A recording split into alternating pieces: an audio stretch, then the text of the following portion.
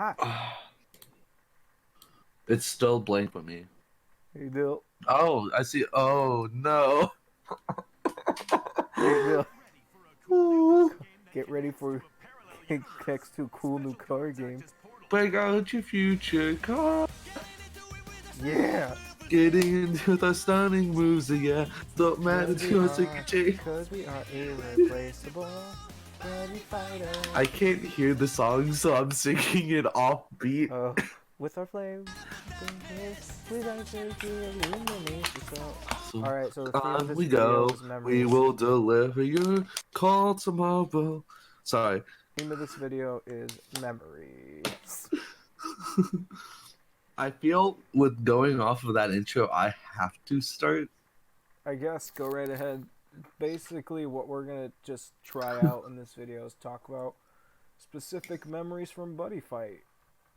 Because it gets pretty boring when you just talk about cards and watch match. Well, maybe not match videos, but just talking about cards gets boring. So And we're pretty autistic. we got pretty autistic memories. Yeah. So starting off mine, and you might be wondering, Buddyfight 100, why is that in the thumbnail? They just showed the first season.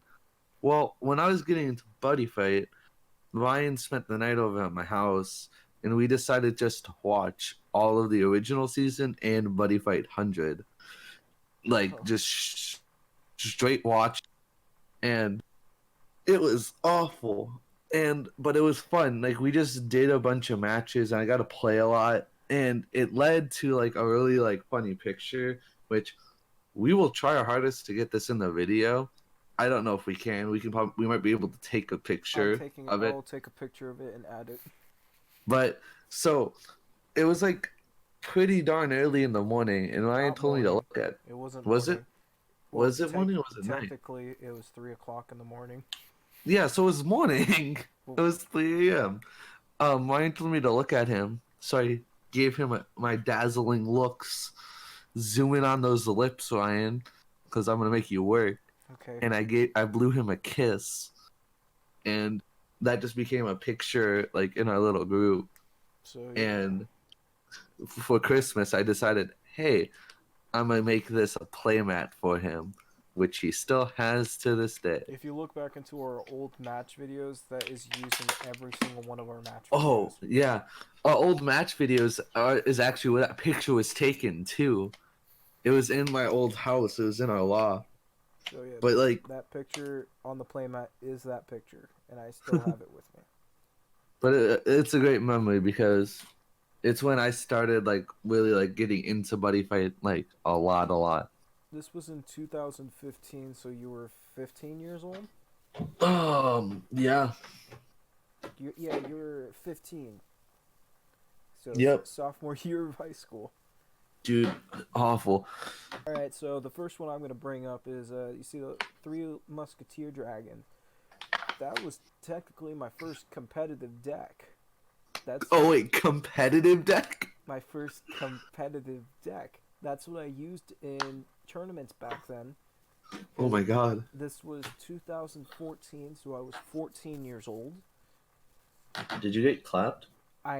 This is the deck that... This is also the... I think Austin Summers won his first championship. I think he was crowned the champion during this time, or he was just about to go to Japan. It's in that time frame, like before or after he became the first champion.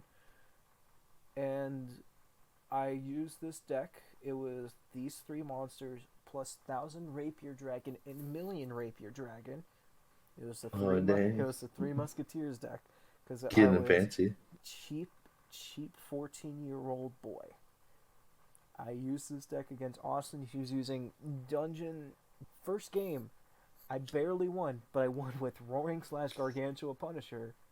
That 5 gauge burn 5 or deal 5 can't be revived or anything like that. No, it can be revived. It can't be nullified. Can't be redeemed. Can't be nullified. It was Gargantua Punisher stuff.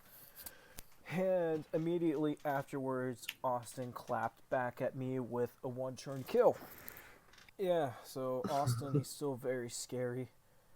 Yeah, he just still claps. He still makes me shake some of my boots. the times I do fight him, which I haven't fought him in over a year and a half. But yeah, that's what those Three Musketeers deck means to me. My first competitive in quotes deck. In quotes.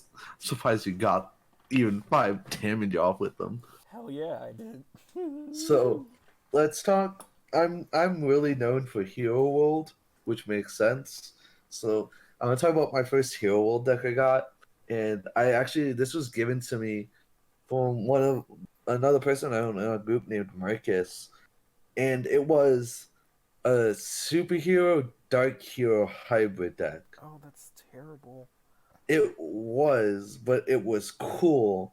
So basically, you would have superheroes you transform into and stuff like that, and then you would call dark heroes to center, and they'd like destroy themselves or whatever. So it was like, oh yeah, you can attack with an item and a center.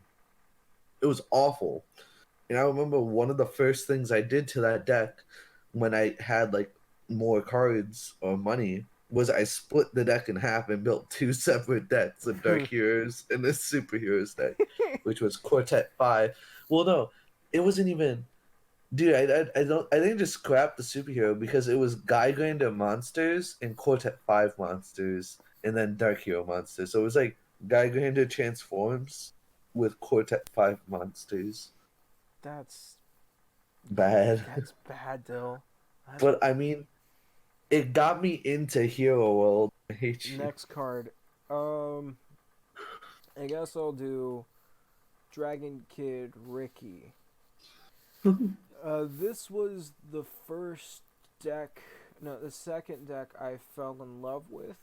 What was the first? I'm saving that for later. So, this was during the 100 era, of course. Gang the King was the first card revealed for him, and I thought they were pretty cool. And then the first set came out with them. That was when Hero World was also released. And I just got a couple of Raging Spirit cards. It didn't really act upon it. And then just more sets came out. I'm like, you know what? I think I can make this somewhat viable. And so I just collected all the extra cards I had. It was in Caesar's old house that he used to live in his spare room, where I made the final completions to it. And it was a somewhat usable deck. And I'm not sure if you remember, I was whooping both of your guys' butt with that deck. Hey, well, going off of that, I think it's time for yo, yo, yo, yo, yo. Alright. So next one is Asmodai. I used to just this. I think was Asmodai before like my love for Hero World really got into it. I think it was. Yes, because it was Star Dragon World fucking Cross Knives, Oh yeah. and then Magic World. So I had an Asmodai deck that focused all about Asmodai. Like it wasn't even 72 pillars. It was just Asmodai. It was And before there was an actual Osmodai deck.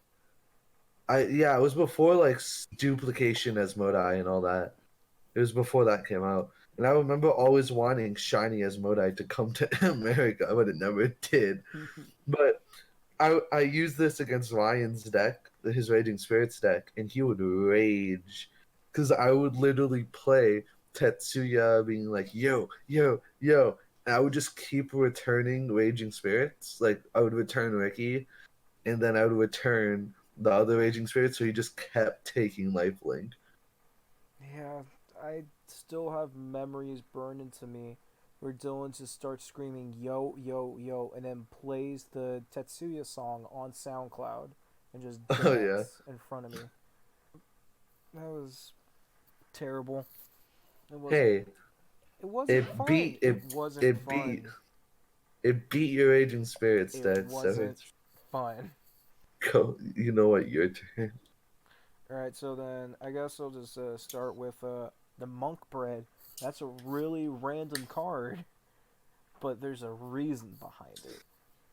That Monk Bread Priest was the very first card I ever saw for Buddyfight. Was it really? Yes, I go to Caesar and Marcus's house. This is when Marcus kind of just joined the family, and he was the stepbrother, just becoming it. Only thing I knew about Marcus, he was a Kingdom Hearts fan. So I go over there just to meet, and then Caesar and him are on the floor playing Buddy Fight. I got no clue what the heck they're playing. I'm just playing Kingdom Hearts. But I look over and I see Monk Bread. I'm like, whoa, that art's really cool. This is really cool looking art. I pick up and I realize, like, whoa, this card feels so different. What the heck's up with this card?